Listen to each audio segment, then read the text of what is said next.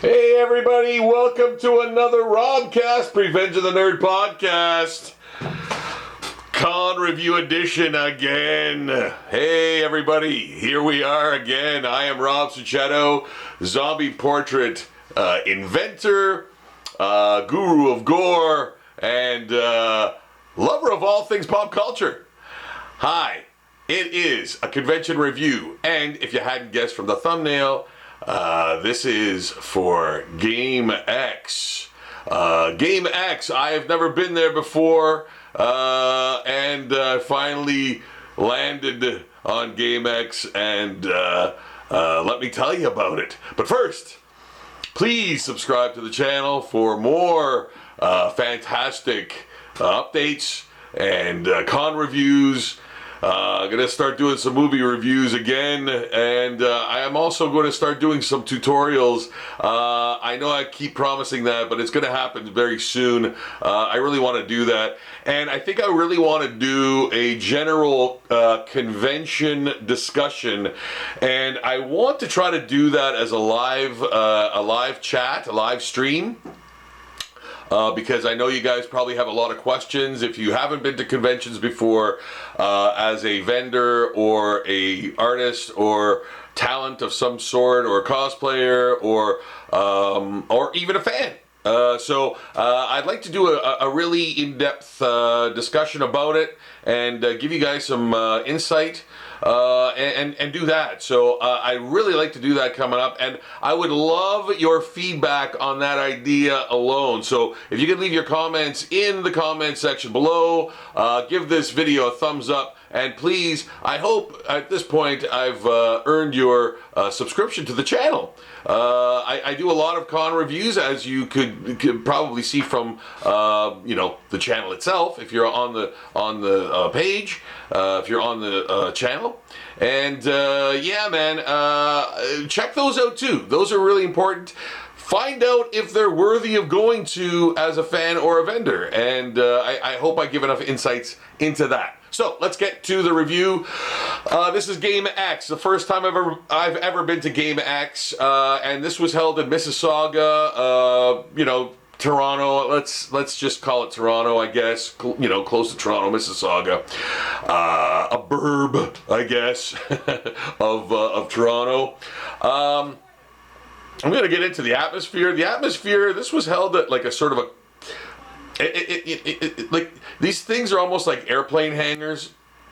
So the atmosphere, I mean, this was a huge building, massive building, surrounded by other massive buildings, fairly easy to find, almost like, in an industrial park area. But hey, you know what? Here's the thing. Con organizers have to find places for these things, and sometimes, they have to work with what they've got. And I am not complaining about the venue. The venue was fantastic. I mean, you could hold like multiple cons, or even larger cons in this venue. But it seemed kind of like it seemed like it had absolutely no personality whatsoever. And again, I'm not shitting on that. I'm not like, that's not a detractor or anything. I'm just saying that was like kind of the atmosphere. It wasn't intimate. It was just this giant empty room with like the ceiling was probably like 50 feet, tall. So, but again, that's a plus too, because the spacing. I thought the spacing between vendors and creators and that was great. I did not hear any complaints about that. There was food available nearby. The one detractor, I think, was the fact that there was a cash machine, but I think it was down for a lot of the day.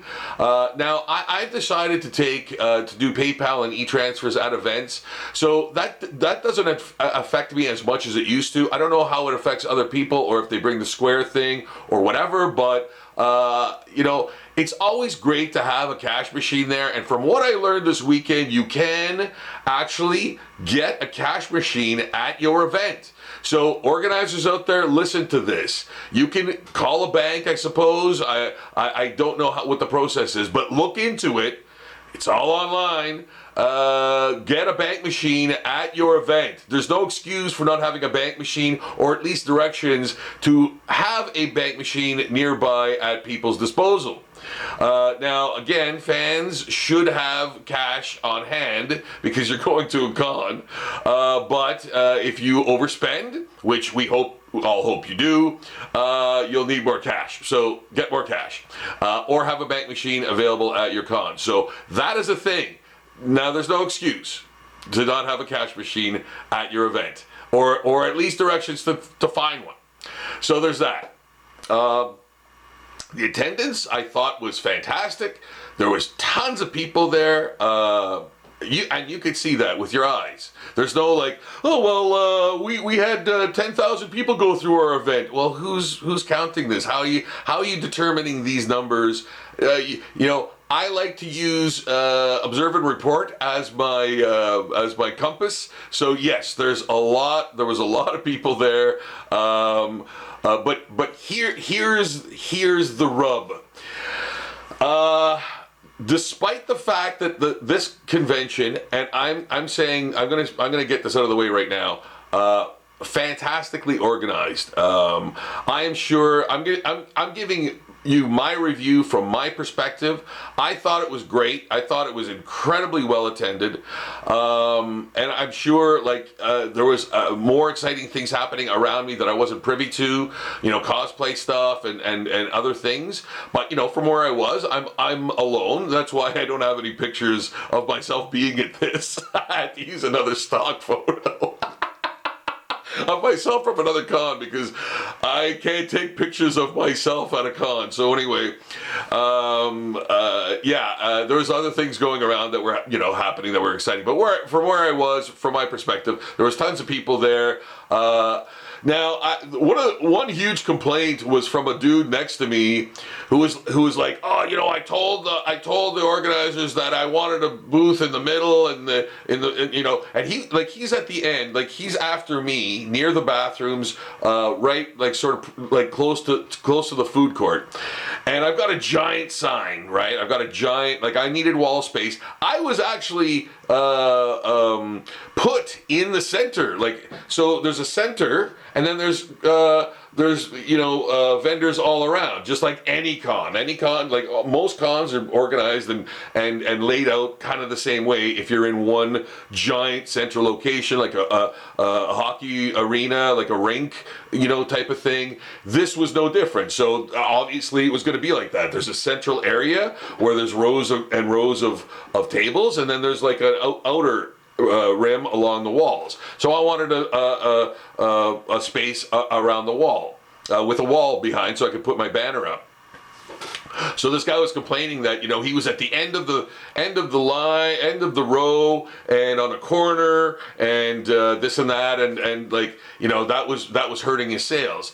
And I'm thinking, dude, like, you're by the bathroom, which everybody's going to. Everybody's going to see your booth.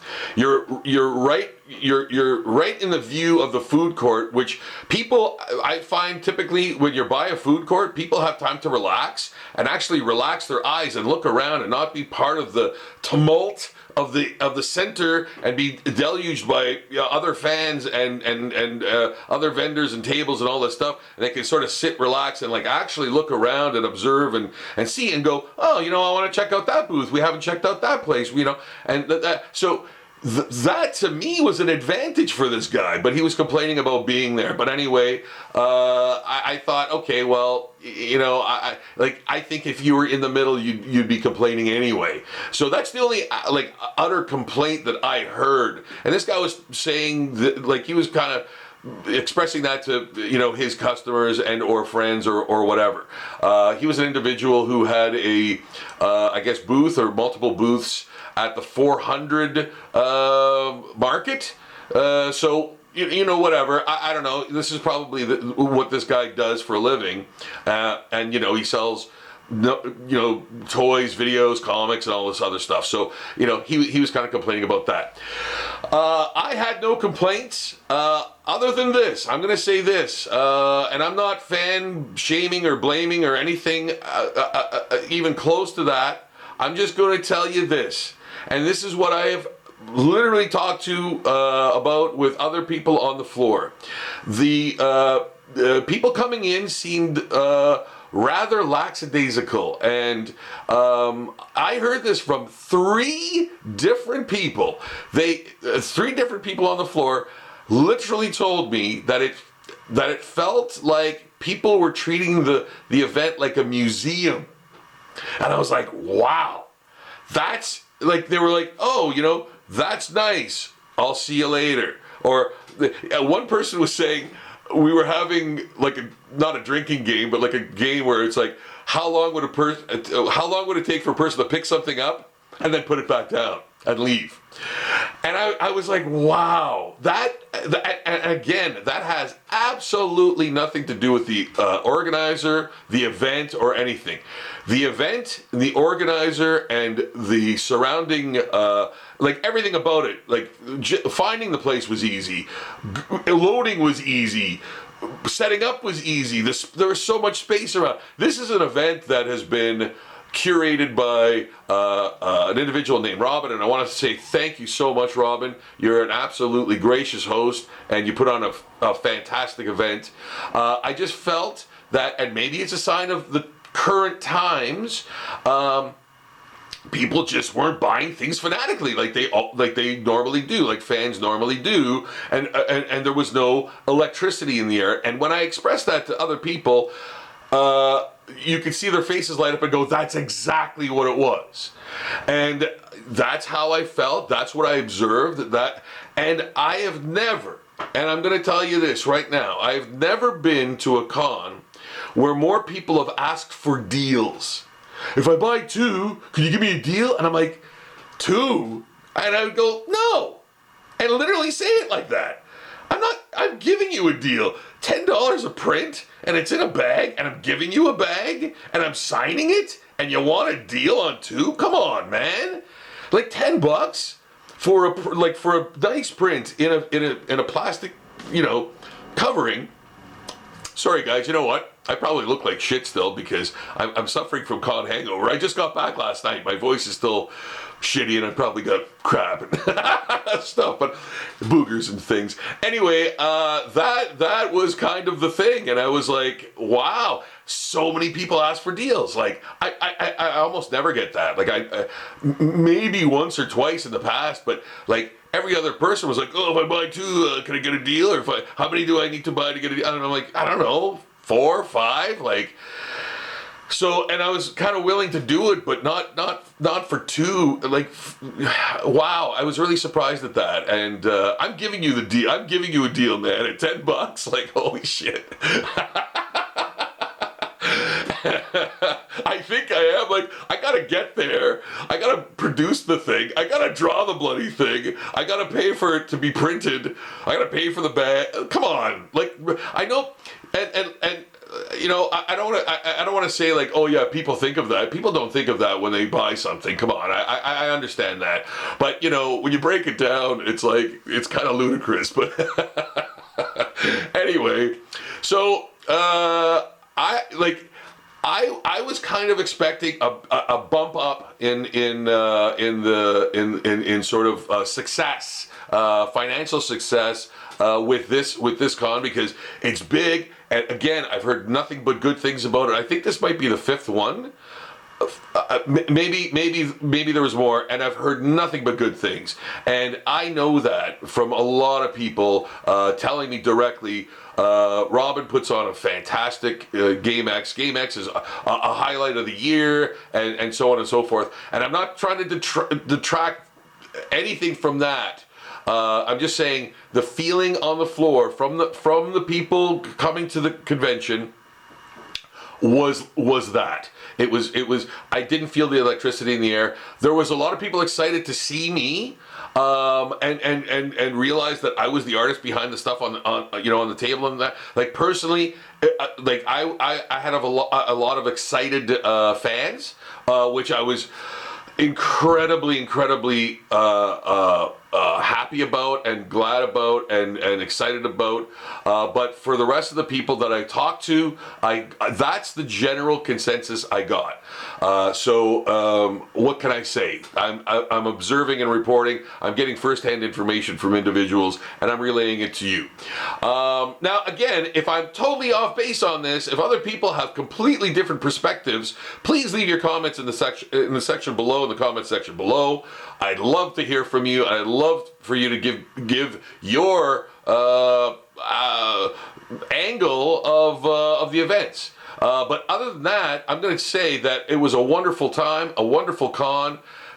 One of the easiest big cons I've ever been in and out of, and you know, it was great in all respects. So I think that pretty much covers it. I'm not gonna really expound on any more details because there's really not much there.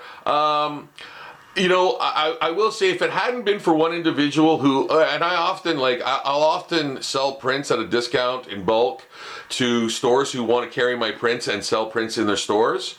So if anybody wants to do that, contact me, let me know, and you know, I'll give you a deal on a bulk price, like, you know, 20, 30 or more. But if it hadn't been for that individual purchasing prints from me at the end of the show, I would have done the same as Caprel Days, which was last weekend, Cottage Country Con, and virtually every other con that I went to this year so far.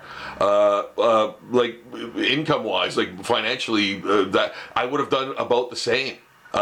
In fact, almost exactly the same, which is unbelievable. Like I was really surprised by that.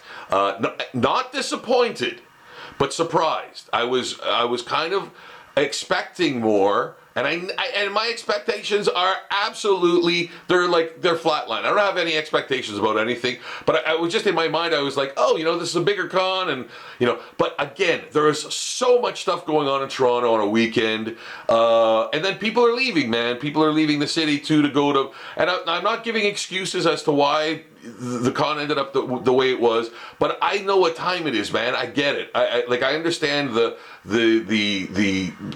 peripheral of what any con is like. Okay, so I just want to say, at the end of the day, this was a great con, and I would love to go back. I would love to do it again in the future. So I'm going to wrap it up. I think I've said enough. So guys, thank you for watching. I will do another con review very soon because there's more coming up, and I will see you again in some way, shape, or form. Either doing a movie review or a tutorial or something else, but a new con review is coming your way, and I'll see you then. Until then, Rob signing off. Thank you so much for listening. Please thumbs up the video and subscribe. Bye for now.